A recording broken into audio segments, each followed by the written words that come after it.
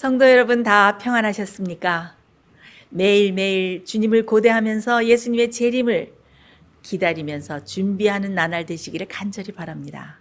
우리가 재림이 가까웠다는 소식을 들을 때마다 정말 슬픔과 고난이 많은 이 세상이 끝나고 우리가 평생토록 그리워하던 예수님을 드디어 만나겠구나 하는 생각에 마음이 참 기쁘지만, 그러나 그 재림의 날에 정말 서야 되기 위해서 철저히 준비를 해야 되기 때문에 참 엄숙한 마음과 생각이 듭니다. 그렇죠? 하나님께서는 우리가 정말 다 우리 모두가 구원 얻기를 바라시면서 자비와 부드러운 자비와 사랑의 초청을 하고 계시지만은, 그러나 성경의 어떤 부분에 보면은 아주 매우 단호하고 엄숙한 경고의 말씀을 하고 있습니다. 이 시간에는 우리가 그 경고의 말씀을 잠깐 살펴보고, 또 지금 미국에서 일어나고 있는 그 미국의 종교계의 또 여러 가지 상황과 정치계의 상황들을 보면서 마지막 예언의 성취가 얼마나 가까웠는지 살펴보는 시간을 가지도록 하겠습니다. 자, 주님께서 우리에게 주신 경고의 말씀이 있는데 우리 한번 그 말씀을 보죠. 에스겔 14장 14절 16절. 비록 노아, 다니엘, 욥 이 세 사람이 거기 있을지라도 그들은 자기의 의로 자기의 생명만 건지리라. 나 주 여호와의 말이니라. 비록 이 세 사람이 거기 있을지라도 나의 삶을 두고 맹세하노니 그들은 자녀도 건지지 못하고 자기만 건지겠고 그 땅은 황무하리라. 나 주 여호와의 말이니라. 이 말씀은 아주 냉정해 보이죠. 냉정한 말씀으로 보입니다. 그러나 이 말씀이야말로 참으로 진리가 아닐 수가 없습니다. 진리입니다. 이렇게 노아, 다니엘, 욥 얼마나 훌륭한 의인들이고 믿음의 조상입니까? 그렇죠? 그런 사람들이 있을지라도 어떻게 자기 자신만을 구원할 것이다. 아무도 구원할 수 없다. 자기 자녀도 구원할 수 없고 다른 가족을 구원할 수도 없고 자기 자신만 자기 의로 구원할 것이다. 여기에 노아와 다니엘과 욥 세 사람이 있을지라도 자기만 건지리라, 똑같은 내용의 말씀이 여기에 세 번이나 나옵니다. 18절에도 나오고 20절에도 나오고 세 번이나 나옵니다. 이 세 번이나 언급됐다는 것은 이것이 얼마나 시리어스하고 얼마나 엄숙하고 진실된 말씀이라는 것을 우리에게 의미를 전달해 주죠. 자, 이게 어떤 의미를 가지고 있습니까? 우리는 우리의 구원의 체험을, 구원의 경험을 어떻게 결코 남에게 의존할 수 없다는 교훈을 줍니다. 우리는 어떻게 해야 됩니까?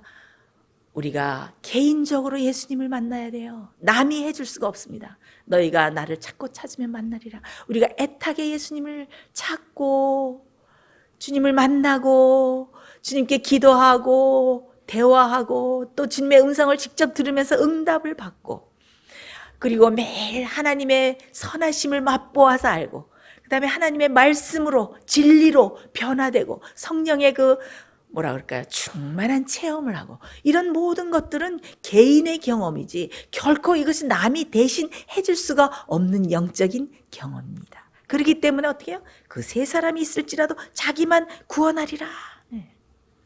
물론 부모가 자녀를 위해서 열심히 중보 기도를 할 때 큰 축복으로 응답을 받습니다. 그렇지만은 각자가 어떻게 해요? 두렵고 떨림으로 자기 구원을 이루어야 합니다. 두렵고 떨림으로 너희 구원을 이루라. 이게 참 두렵죠? 좀 너무 엄숙하죠? 겁이 나는 말씀이에요. 두렵고 떨림으로 내 구원을 이루어야지. 그러나 거기서 끝이 아니에요. 지금 시간이 제가 그 말씀을 다루지 않겠지만 그 뒤에는 어떤 말씀이 나오냐면은 하나님께서 너희로 소원을 두고 행하게 하신다 그랬어요. 그 소원은 무엇인가 하면 바로 우리가 예수님을 사랑하고 예수님의 뜻을 행하고 싶고 구원을 사모하고 정말 구원에 대해서 간절히 열망하는 그런 소원, 욕망, 디자이어를 우리 속에 막 일으켜 주신다는 거예요. 근데 그 욕망만 일으켜 주실 뿐만 아니라 그 구원의 소원이 우리 속에서 진짜 이루어지도록 어떻게 행하신다.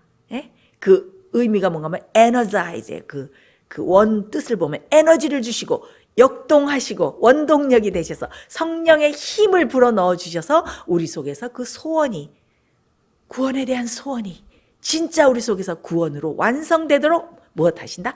행하시고 역사하신다. 우리로 그렇게 되게 만드신다. 그러니까 얼마나 이것이 구원이 정말 복된 소식입니까? 주님께서 다 해주시는 것입니다. 우리가 의지와 우리의 마음과 생각을 굴복하기만 하면 예수님께서 다 우리 속에서 선물로 이루어지신다는 참 말씀입니다. 그래서 우리가 어떻게 해요? 두렵고 떨림으로 매일매일 우리 자신을 주님께 바치면서 구원을 이루어야 합니다. 그리스도인의 생애는 끊임없는 싸움의 연속이죠.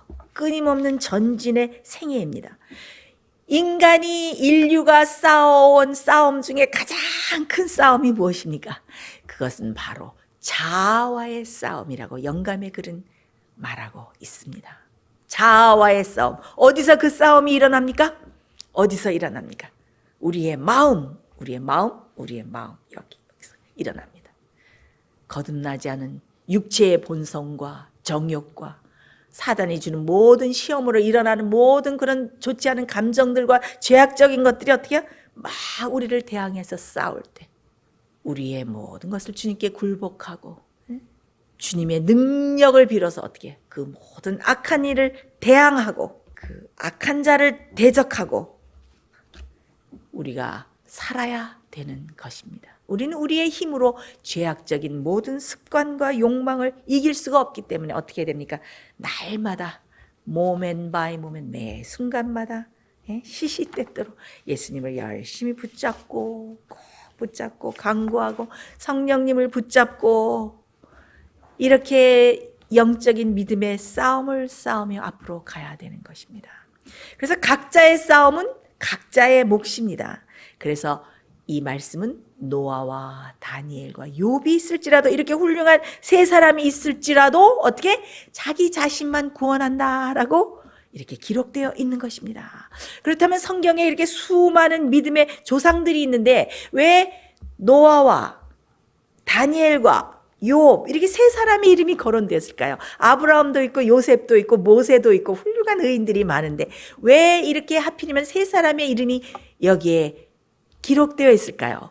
그것은 이 마지막 시대를 사는 우리 성도들에게 아주 깊은 영적인 의미와 교훈을 던져주고 있습니다. 여기 나오는 세 사람은 바로 요한계시록 14장에 나오는 세 천사의 기별과 아주 깊은 관계가 있습니다. 직접적인 연관이 있습니다. 어떤 연관이 있을까요?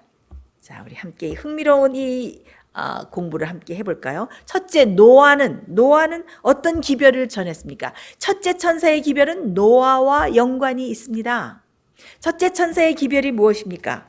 요한계시록 14장 7절 그가 큰 음성으로 가로되 하나님을 두려워하며 그에게 영광을 돌리라. 이는 그의 심판하실 시간이 이르렀음이니 하늘과 땅과 바다와 물들의 근원을 만드신 이를 경배하라 하더라. 첫째 천사의 핵심 기별이 무엇입니까? 심판하실 시간이 이르렀다. 심판하실 시간이 이르렀으니 준비하라. 노아는 어떤 기별을 전했습니까? 노아는 심판이 가까이 온다. 심판이 이르렀다. 하나님의 심판, 홍수가 가까이 온다. 준비하라. 그러면서 어디로 들어오라고 호소했습니까? 방주로 들어가라. 지금 우리는 어떤 때에 살고 있습니까? 네, 심판의 시간이 매우 가까운 때에 살고 있습니다.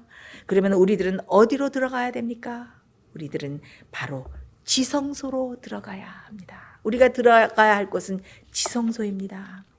하늘의 대제사장이 예수님께서 지금 어디에 계십니까? 1844년에 지성소로 들어가셨습니다. 거기서 마지막 중보와 마지막 심판을 하시기 위해서 지성소로 들어가셨습니다. 지성소에서 지금 무엇을 하고 계십니까? 죽은 의인들과 살아있는 의인들을 케이스를 다 다루시면서 이 사람들이 다 나는 예수님을 믿어, 나는 성경을 믿어, 나는 주님을 신실하게 믿는 사람이야, 나는 열심히 교회에 다녔어, 다 예수님을 잘 믿는다고 공언을 하고 있는데 과연 이들이 정말 구원을 얻을 만한 자격이 있고 정말 하늘에 와서 거룩한 천사들과 타락하지 않는 모든 우주의 거민들과 함께 그 거룩한 사회에서 살 수 있을까? 영생의 상급을 영원히 누릴 수 있는 그런 성품과 자격을 갖춘 사람들일까? 이 사람들을 하늘에 데려와도 위험하지 않을까? 그들의 모든 케이스를 살펴보시는 것입니다. 지금 하늘에서, 지성소에서. 그렇죠? 그들의 성품이 정말 변화되었는지 살펴보시는 것입니다. 그래서 이 첫째 천사의 기별, 심판하실 시간이 이르렀다. 그것과 노아가 심판이 가까이 온다. 이렇게 외치는 데는 참 그런 연관성이 있는 것입니다. 지금은 우리가 예수님을 따라서 지성소로 들어가야 할 때입니다. 지성소로 들어간다는 의미가 무엇일까요? 지성소는 어떻게 들어갑니까? 지성소는 믿음으로 들어갑니다. 믿음으로 영적인 눈을 떠서 믿음으로 예수님을 바라보고 지금 예수님이 어디 계신가 살펴보고 주님을 따라서 지성소로 들어가야 됩니다. 그럼 지금 우리가 살고 있는 이 시대가 지성소 시대인 것을 우리가 어떻게 알 수가 있습니까? 성경에는 이렇게 나옵니다. 요한계시록 11장 19절. 이에 하늘에 있는 하나님의 성전이 열리니 성전 안에 하나님의 언약궤가 보이며 또 번개와 음성들과 내성과 지진과 큰 우박이 있더라. 자, 여기 보면은 하늘에 열린 문이 있죠. 열린 문을 닫을 수가 없는데 그게 무엇입니까? 이 열린 문. 성소의 그 휘장이 열리고 지성소가 보이는 것입니다. 우리가 그것을 어떻게 알 수 있습니까? 하나님의 언약궤가 보이더라. 하나님의 언약궤가 무엇입니까? 법궤죠. 법궤는 어디에 있습니까? 바로 성소 중에서 지성소에 있는 기구 아닙니까? 그래서 다니엘 8장 14절의 말씀에 나타났듯이 하나님의 백성들의 죄를 정결케 하시러 지성소에 예수님께서 들어가신 것입니다. 1844년에. 그러면 지성소에서 예수님께서 지금 무슨 사업을 하고 계십니까? 예수님께서 정결 사업을 하고 계십니다. 영혼의 정결 사업을 하고 계십니다. 그것이 무엇일까요? 우리의 회개와 우리의 통회와 우리의 고백과 그런 것들을 다 들으시고, 우리가 계시록을 연구해 보면은 천사가 그 성도들의 기도를 다 향으로 담아서 향로에 담아서 하늘로 올려가지 않습니까?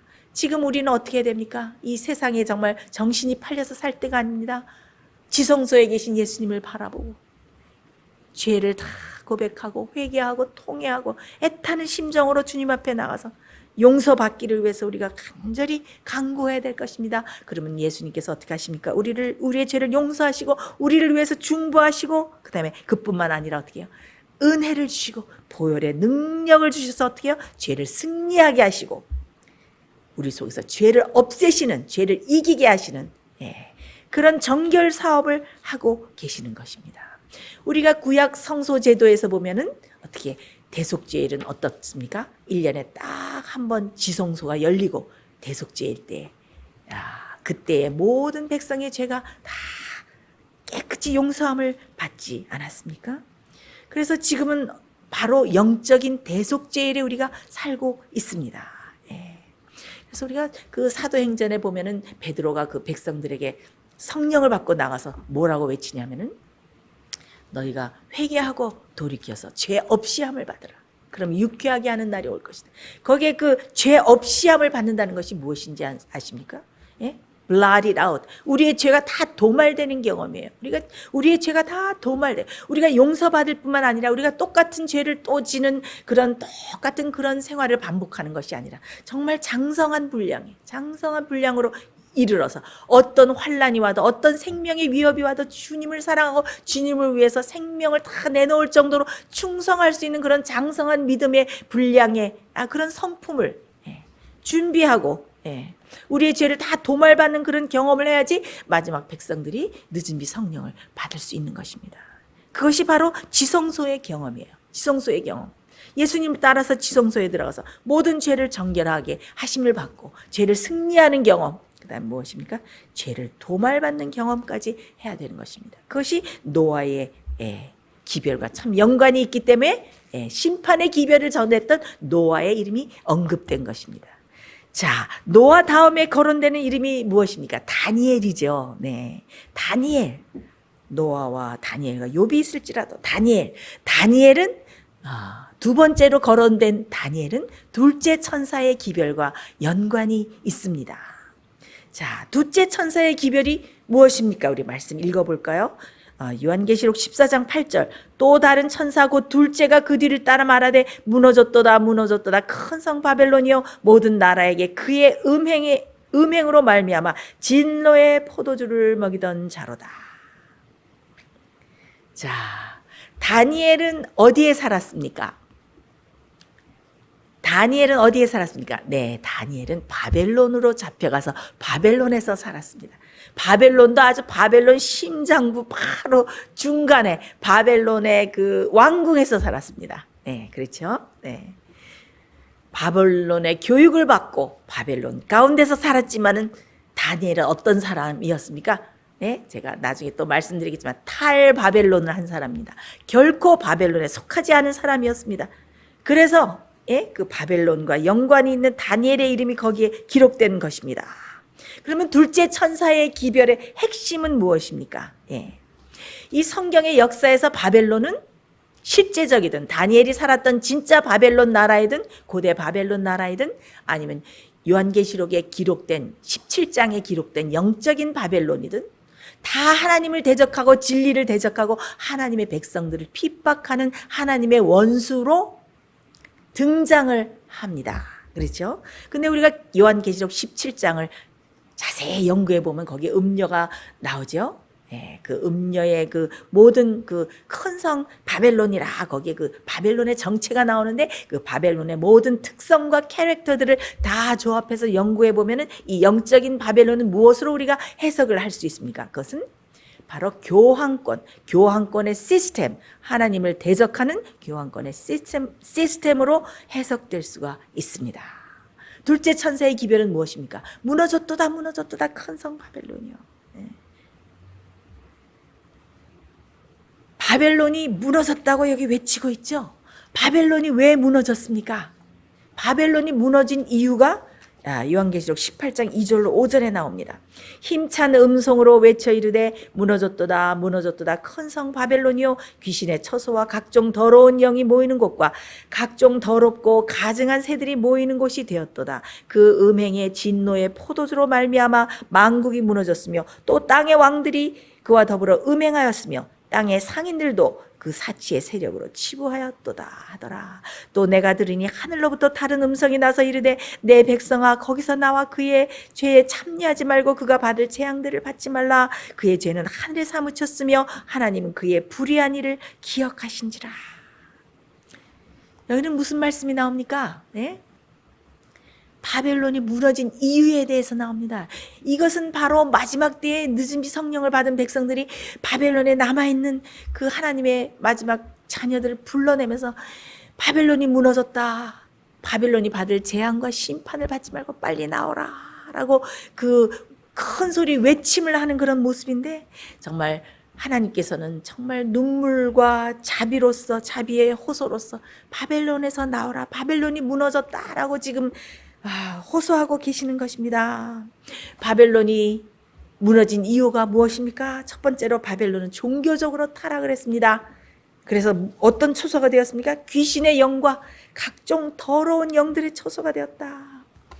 요즘 교회의 현실을 보면 어떻습니까? 참 성령의 역사를 부인하고 이적, 치유의 역사, 방언의 은사 이런 것들이 성령이라고 성령의 역사라고 막 맹신을 합니다. 눈에 보이는 그 현시적인 그런 현상들에만 다 빠지죠. 제가 그 백악관 종교자유위원회 거기 백악관의 그 신앙사무소의 그 목사, 책임 목사가 누군가 하면 펄라 와이트라는 여자 목사입니다. 그 여자 목사가 그 집회를 하는 그 설교하는 영상 그런 것을 봤어요. 정말 참 놀라웠습니다. 방언을 한다고 하면서 알아들을 수 없을 만큼 이상한 말을 막 하면서 옷도 굉장히 그 아주 쫙 붙는 그런 바지 같은 스타킹 같은 거 신고 그다음에는 막 펄쩍펄쩍 뛰면서 방언을 막 얘기하면서 막 설교를 하는 것을 보면서 저렇게 그 거짓 성령 운동에 정말 사로잡힌 것처럼 저런 사람이 백악관의 신앙과 미국의 신앙을 책임지는 책임 목회자라니 참 마음이 참 무거웠던 적이 있습니다. 여러분, 참 성령의 역사가 무엇입니까? 참 성령의 역사는 바로 우리 죄를 깨닫게 하고 우리 죄 때문에 정말 마음 아파서 정말 슬프고 애통하게 만들고 우리를 겸손하게 변화시키고, 그렇죠? 하나님의 성품과 마음으로 변화시키고 회개하게 하고 참된 변화를 가져오게 하고, 이런 것이 정말 참된 성령의 역사입니다. 그런데 이런 참된 성령의 역사를 지금 찾아보기가 너무 힘듭니다. 2절에 보면은 더럽고 가증한 새에 모이는 곳이 되었다고 이렇게 나옵니다. 가증한 새가 무엇입니까? 가증한 새는 매, 까마귀, 독수리, 이런 가증한 새들은 어떤 새들인가 하면 시체를 먹는 새들입니다. 아주 무서운 새들이에요. 그래서 이 시체를 먹는다는 건 이렇게 물고 뜯는다는 거예요. 지금 교회의 교인들이 교회에 와서 무엇을 합니까? 서로 싸움하고 파가 갈라지고 또 남을 모함하고 권력을 위해서 투쟁하고, 그렇죠? 막 이렇게 싸우고 이 가증한 새들처럼 이렇게 다툼을 하는 여기에는 정말 하나님의 순결하신 영이 거할 수가 없습니다. 그래서 영적으로 타락했기 때문에, 그래서 바벨론이 무너졌다. 종교적인 타락 때문에 바벨론이 무너졌다고 얘기하고 있습니다. 자, 바벨론이 심판을 받는 또 무너진 두 번째 이유가 무엇입니까? 만국과 땅의 왕들, 나라들과 정치가와 그런 모든 정치 세력이 바벨론과 연합했습니다. 그리고 무엇입니까? 바벨론의 오류, 바벨론의 포도주에 취해가지고 바벨론의 가르침과 교리에 동의하고 후원하고 지금 타락해서 다 지금 하나가 되었습니다. 여러분, 그 모든 그 정치계의 움직임 여러분 지금 보시지 않습니까? 제가 조금 후에 말씀드리겠습니다만 지금 다 이 바벨론의 타락한 이 오류들을 다 마시고 취해 있어요. 정치가들이. 또한 땅의 상고들과 그 사치의 세력을 인하여 치부하였다. 이것은 무엇입니까? 경제계가 바벨론과 연합했다. 그래서 이 바벨론이 다 타락한 거예요. 자, 여러분, 에스겔 14장에 왜 다니엘의 이름이 이렇게 언급되었을까요? 제가 말씀드렸지만 다니엘은 정말 바벨론으로 잡혀가서 바벨론의 교육을 받고 그 바벨론의 궁중 안에서 우상 숭배가 성행하는 곳에서 살았지만은 결코 한 번도 바벨론에 속해 본 적이 없었습니다. 그는 바벨론의 종교에 둘러싸여 있었고 바벨론의 모든 사고방식에 둘러싸여 있었지만은 어떻게 해요? 탈바벨론을 하면서 살았습니다. 둘째 천사는 우리에게 무엇이라고 말하고 있습니까? 바벨론이 무너졌다. 바벨론에서 나오라. 우리는 바벨론에서 나와야 됩니다. 바벨론의 죄악적인 사고방식과 바벨론의 죄악적인 생활방식과 바벨론의 세상의 모든 풍조에서 나와서 어떻게 해요? 하나님 백성다운 거룩한 삶을 살아야 됩니다. 그렇기 때문에 바벨론에서 나오라는 외침이 여기 있는 것입니다. 바벨론에서 나오는 영적인 경험을 한 사람만이 마지막 때에 늦은 비를 받고 마지막 때에 나가서 큰 소리 외침을 하면서 바벨론에 남아있는 하나님의 백성들을 불러내는 그런 엄숙하고 놀라운 사명을 할 것입니다. 자, 그 다음에는 어떤 이름이 언급됐습니까? 노아와 다니엘과 그 다음에 욥이 언급됐습니다. 욥의 이름이 욥은 아주 셋째 천사의 기별과 깊은 연관이 있습니다. 셋째 천사의 기별이 무엇입니까? 짐승의 표를 받지 말라. 아니, 짐승의 표를 받지 말라 하는데 왜 욥과 연관이 있습니까? 라고 어떤 분이 반문하실지 모르겠습니다. 자, 우리 셋째 천사의 기별을 한번 읽어보고 말씀 계속하죠. 요한계시록 14장 9절로 12절. 또 다른 천사 곧 셋째가 그 뒤를 따라 큰 음성으로 가로되 만일 누구든지 짐승과 그의 우상에게 경배하고 이마에나 손에 표를 받으면 그도 하나님의 진노의 포도주를 마시리니 그 진노의 잔에 섞인 것이 없이 부은 포도주라. 거룩한 천사들 앞과 어린 양 앞에서 불과 유황으로 고난을 받으리니 그 고난의 연기가 세세토록 올라가리로다. 짐승과 그의 우상에게 경배하고 그의 이름의 표를 받는 자는 누구든지 밤낮 쉼을 얻지 못하리라 하더라. 성도들의 인내가 여기 있나니 저희는 하나님의 계명과 예수 믿음을 지키는 자니라. 자, 여러분, 욥하면 무엇이 떠오릅니까? 욥은 무엇의 대명사입니까? 욥은 바로 인내, 오래 참음, 인내의 대명사입니다. 자, 마지막 때에 여러분, 짐승의 표를 받지 않고 하나님의 계명을 지키고 하나님께 충성하기 위해서는 무엇이 필요합니까? 인내가 필요합니다. 그렇기 때문에 성도들의 인내가 여기 있나니 저희는 하나님의 계명과 예수 믿음을 지키는 자니라. 인내가 필요합니다. 야고보 5장 11절에 어떤 말씀이 나옵니까? 보라, 인내하는 자를 우리가 복되다 하나니 너희가 욥의 인내를 들었고. 누구의 인내를 들었고? 욥의 인내를 들었고. 세상의 모든 사람들이 짐승의 표를 받을 때 짐승의 표에 굴복하지 않으면 경제적인 궁핍을 당하고 굶게 되고 목마르게 되고 명예와 안위를 박탈당하고 재산을 다 박탈당하고 생명의 위협을 받게 될 때에, 그때 짐승의 표를 받지 않고 하나님께 끝까지 충성하기 위해서는, 그리고 하나님의 계명을 지키기 위해서 굳게 선다는 것은, 거기에는 정말 엄청난 인내와 믿음이 필요한 것입니다. 이것은 세상의 어떤 일보다 예수님을 사랑하고 예수님의 뜻을 순종하기를 좋아하고 하나님께 충성하기를 좋아하고 이런 마음이 충만한 사람만 그날에 설 수 있는 것입니다. 웬만한 믿음과 인내의 성품이 없으면 불가능한 일입니다. 이 성품은 어떻게 연마된 성품입니까? 바로 욥처럼 불과 같은 시련과 고난 속에서 연마된 성품입니다. 정금같이 연단된 성품입니다. 욥은 정말 어떤 인간도 당하지 않은 그런 극렬한 시험을 당했죠. 그래도 하나님께 입을 열어서 원망하지 않고 범죄하지 않은 욥의 인내가 있어야 되기 때문에 욥의 이름이 언급된 것입니다. 그래서 결국 이런 경험을 한 사람만이 마지막 때에 구원을 얻는다는 의미로 여기 욥의 이름이 거론된 것입니다. 아무도 대신 서줄 수 없고 아무도 대신 성품의 열매를 맺어줄 수도 없습니다.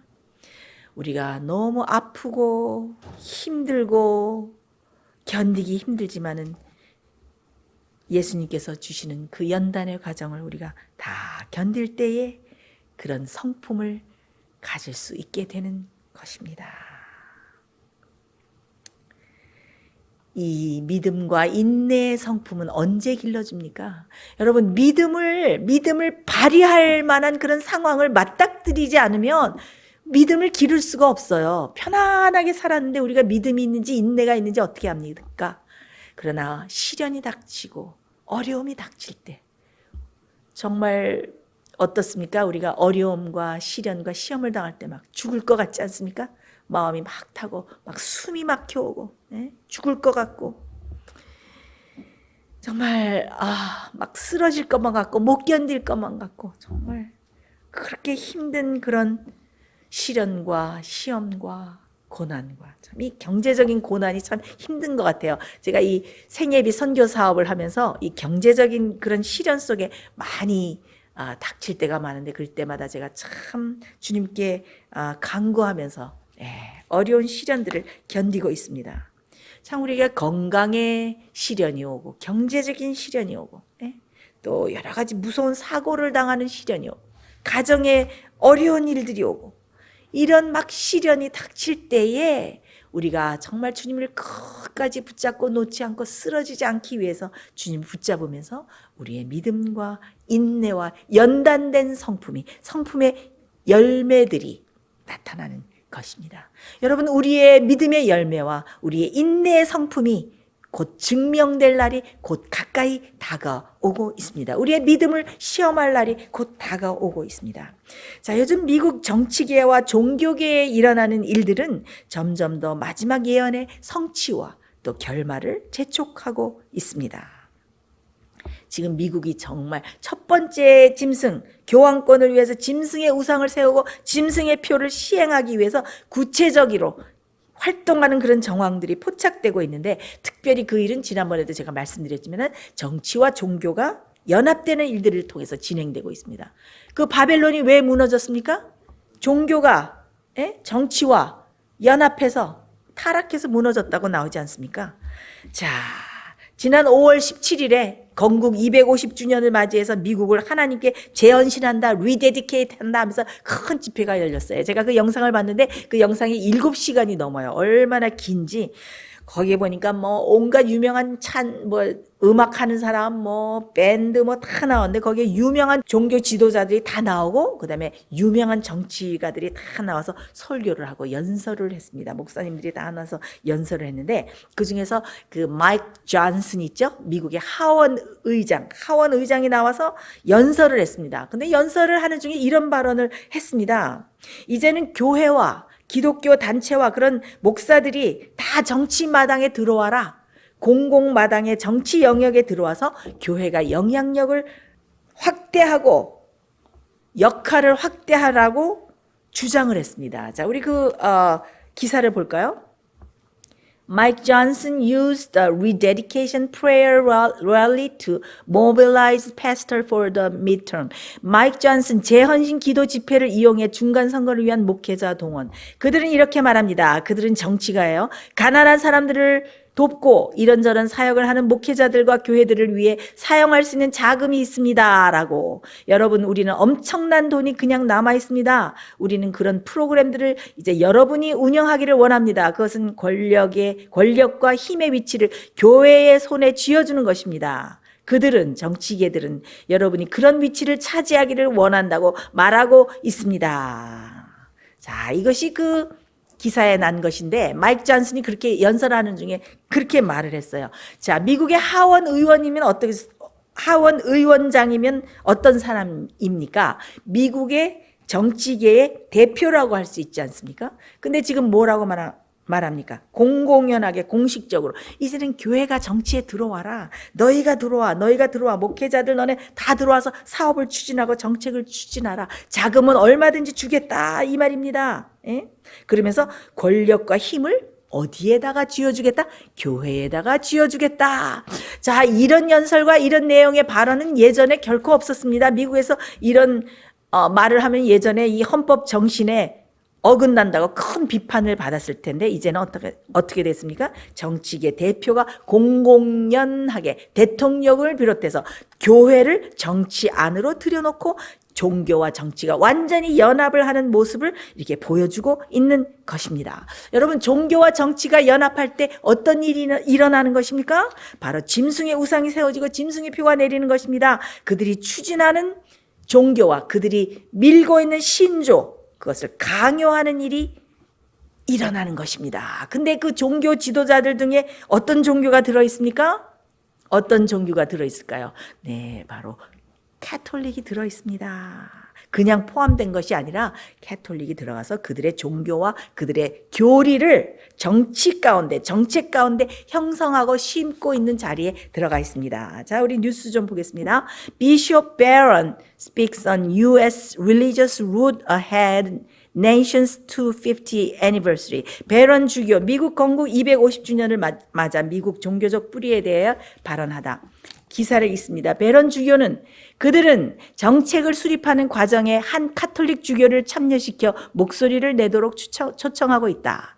그렇다면 내가 왜 거절하겠는가? 그 초청을 거절하는 것은 그 과정에서 카톨릭의 목소리를 빼버리는 것이 될 것이라고 했다.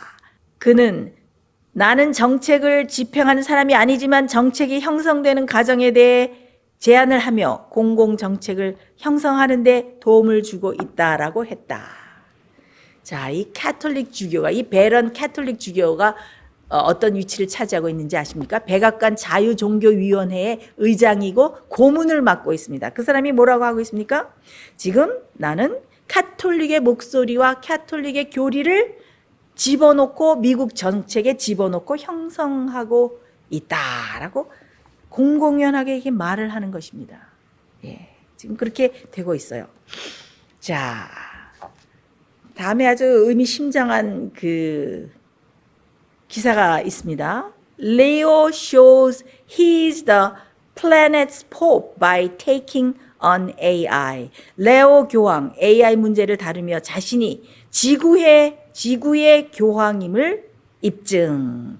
자, 이거는 롤링스톤지 매거진에 났는데 예전에는 이 롤링스톤지가 음악을 다루는 유명한 매거진이었는데 지금은 주요 정치 뉴스들을 많이 다루고 있습니다. 근데 이 여기서 뭐라고 말하고 있습니까? 이제 교황 레오는 개톨릭만의 신자들만의 교황이 아니라 this planet, 지금 이 지구, 전 세계 이 지구의 교황이다라고 내세웠습니다. 지구 전체의 지도자라는 것입니다. 왜 이런 표현을 썼을까요? 네? 왜냐하면 그것은 5월 25일에 교황 레오 14세가 바로 그 회칙을, 교서를 발표했기 때문입니다. 여러분 잠깐 그 화면에 보실까요? 교황이 이렇게 새 교서를, 회칙을 발표했습니다. Encyclical Letter Magnificat Humanitas of His Holiness Pope Leo XIV on Safeguarding the Human Person in the Time of Artificial Intelligence. 교황 레오 14세 회칙, 위대한 인간성, 인공지능 시대의 인간 인격의 보호에 관하여. 자, 이번에 그 교황의 교서는 매우 의미심장합니다. 거기에는 많은 부분이 어디에 대해서 할애를 하고 있냐면 인공지능에 대해서 할애를 하고 있습니다. 예. 자, 근데 이 교서에는 일요일 휴업령이라는 말이 한마디도 들어가 있지 않습니다. 심지어 일요일이라는 말이 하나도 들어가 있지 않습니다. 그럼에도 불구하고 이 회칙에는 바로 일요일 휴업령을 제정하라라는 촉구가 들어 있습니다. 이 회칙은 노동과 휴식, 사람들에게 휴식 밸런스를 주고 균형을 줘서 이 사람들을 휴식을 주라고 하라고 정부에게 촉구를 하고 있는데, 이 노동법을 만들어서 그들에게 휴식을 주라라고 하고 있는데, 이 노동법이 바로 어떤 법을 말하고 있습니까? 바로 일요일 휴업법, 일요일 휴업령을 제정하고 시행하라고 모든 전 세계의 정부들에게 촉구를 하고 있는 것입니다. 노동과 휴식의 균형을 보장하라. 노동자들을 쉬게 하라. 어떻게? 일요일 하루를 쉬게 하라. 이 지구를 위해서, 휴식의 밸런스를 맞추기 위해서, 지구를 살리기 위해서 일주일 중 하루를 쉬게 하라. 그것은 일요일이다라고 말하고 있습니다. 그래서 여기에는 비록 일요일이라는 그런 말이 하나도 들어가 있지 않습니다만은 거기에는 무엇이 들어있는가 하면은 교황 레오 13세라는 이름이 12번이 들어가 있고, 그 다음에 교황 레오 13세가 발표했던 교서 회칙 레롬 노바롬이라는 것이 13번이나 들어가 있습니다. 그럼 이것은 무엇입니까? 결국 지금 현 교황 레오 14세가 옛날에 교황 레오 13세가 모든 정부들에게 뭐라 그랬어요? 실제적으로 일요일을 휴식일로 보장하라라고 촉구했던 사람 아닙니까? 일요일 휴업령 짐승의 표를 내리라고 촉구했던 전임 교황 레오 13세의 이름을 12번이나 언급하면서 이 교서를 발표했다는 것은 레오 13세가 못다했던 그 사업을 내가 추진하겠다라는 의미를 주고 있고, 그 레오 13세의 레롬 노바롬에 나오는 모든 정신에 입각해서 나의 가르침을 세우겠다 하는 그런 것이 들어있는 것입니다. 근데 이번에 여기서 그 내용 중에서 우리가 아주 심각하게 생각해야 될 점이 한 점이 있습니다. 그것은 바로 이 회칙에는 인공지능에 대해서 얘기하고 있는데, 그 교황이 교서를 발표할 때 누구와 함께 초청해서 등장을 했는가 하면은 안트로픽이라는 AI의 공동 창립자인 크리스토퍼 올라라는 사람을 초청해서 그 교서를 발표할 때 연설을 하게 했어요. 여러분 지금 사진 보시죠? 사진을 잠깐 보십시오. 아주 젊습니다. 아직 인공지능 업계를 대표하는 사람 중에 하나입니다. 근데 그렇게 많은 AI가 있는데 하필이면 왜 엔트로픽, 올라가 하고 있는 엔트로픽을 선택했을까? 여기에는 아주 중요한 엄청난 의미가 숨어 있습니다. 이 교서에서 이 교황이 AI를 다룬 이유는 이 교황권이 지금 어떤 시대입니까? 인공지능 시대 아닙니까? 정말 AI에게 물어보면은 대답을 못하는 것이 없어요. 얼마나 놀라운지. 제가 뭐 많이 사용은 아니지만 한두 번 제가 물어본 적이 있는데 아주 무서울 정도예요. 저의 성향을 잘 파악하고서 AI가 뭐라고 나중에 인사를 하는가 하면은 제가 늘 종교적인 문제를 이렇게 다루고 뭐 번역하고 그런 것을 알고 마지막 내가 이제 고맙다고 이렇게 좋아요를 누르면은 하나님의 은혜와 평강이 함께 하시기를 바랍니다. 아니 제가 어떻게 종교적인 사람이라는 걸 알고 AI가 그렇게 인사를 해서 제가 너무 섬뜩해서 AI가 참 무섭구나. 지금 AI가 인간을 어떻게 해요? 인간을 위협하고 인간의 그 지능을 능가하는 그런 위협적인 수준에 있지 않습니까? 그래서 지금 이 교황권이 인공지능 시대를 맞이해서 이 현 시점에서 AI 분야, 이 AI의 필드를 어떻게 내가 장악하고 평정하고 이것을 컨트롤하겠다라는 강한 의지를 이 교서에 담고 있는 것입니다. 그렇다면 이 바티칸이 왜 엔트로픽이라는 AI를 선택했을까요? 챗GPT도 있고 뭐 여러 개 많지요? 뭐 여러 개 많은데 왜 이 엔트로픽을 선택했는가?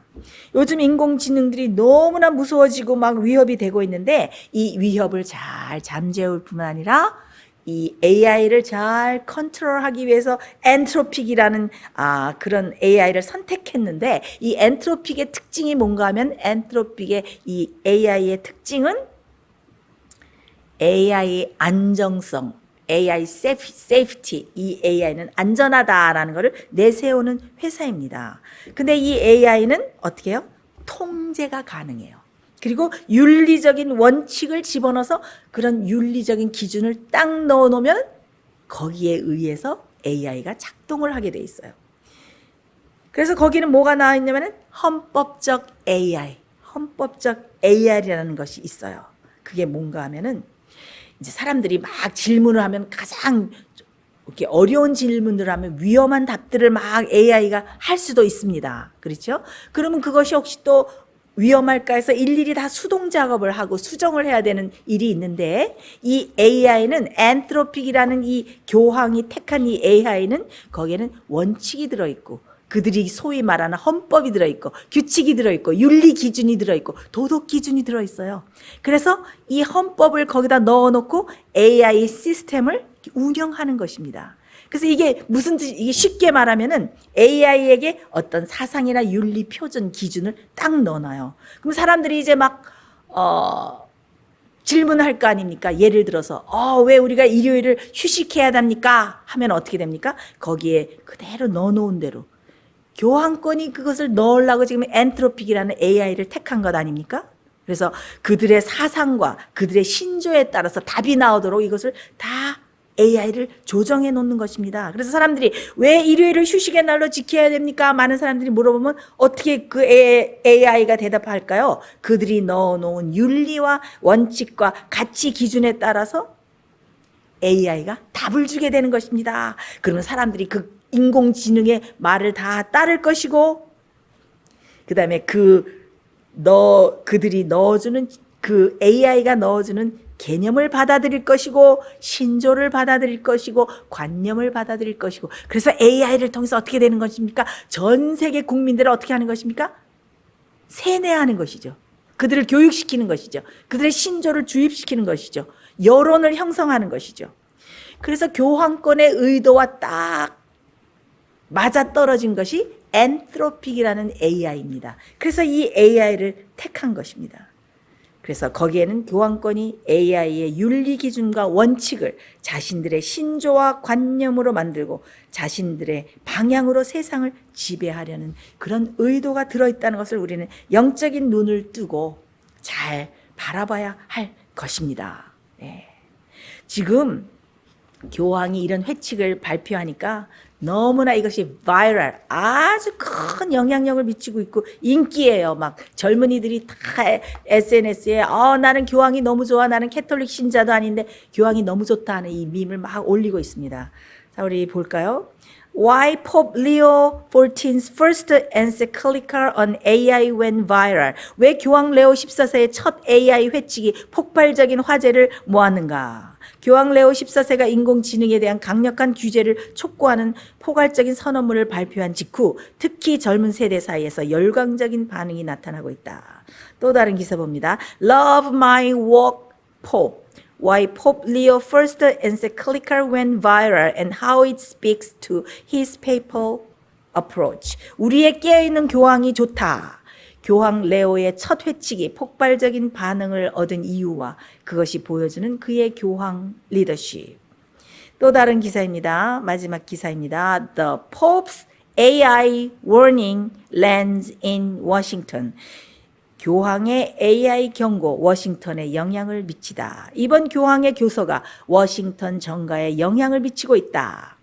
벤스 부통령도 인간은 가장 중요한 도덕적 결정을 디지털 기술에 떠넘겨서는 안 된다는 교황 레오의 견해를 자신도 지지한다고 밝혔다.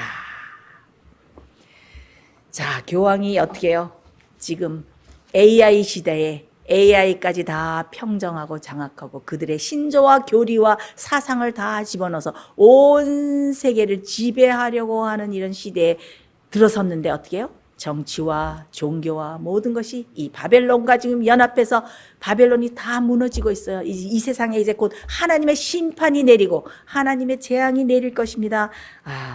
여러분은 바벨론에서 나오는 경험을 하고 계십니까? 바벨론이 무너졌는데 바벨론에서 나와야 된다고 하나님께서 지금 강력하게 호소하고 계시지 않습니까? 곧 짐승의 우상을 세우고 짐승의 표를 시행하려는 그런 징조가 정말 농후하게 보이고 있습니다. 이렇게 정말 엄숙한 마지막 때에 예수님께서 오실 때가 가까운 이때에 우리가 노아와 다니엘과 욥과 같은 그런 훌륭한 믿음과 인내의 성품을 기르고 준비하여서 예수님을 기쁨 가운데 맞이하시는 저와 여러분 되시기를 간절히 바랍니다. 우리 다 같이 기도하겠습니다. 하늘에 계신 하나님 아버지, 노아와 다니엘과 욥 세 사람이 있을지라도 자신만 구원한다는 그런 성경 말씀처럼 주여 우리 모두 각자가 깨어서 주님을 맞을 준비를 하고 주님의 재림에 설 수 있는 성품을 준비해야 합니다. 주여 우리가 그 말씀을 함께 상고해 보았습니다.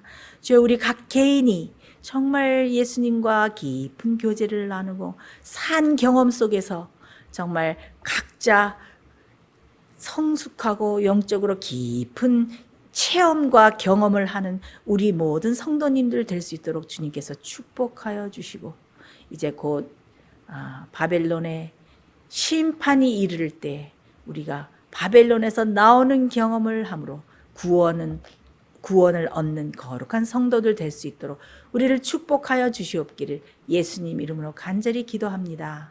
아멘.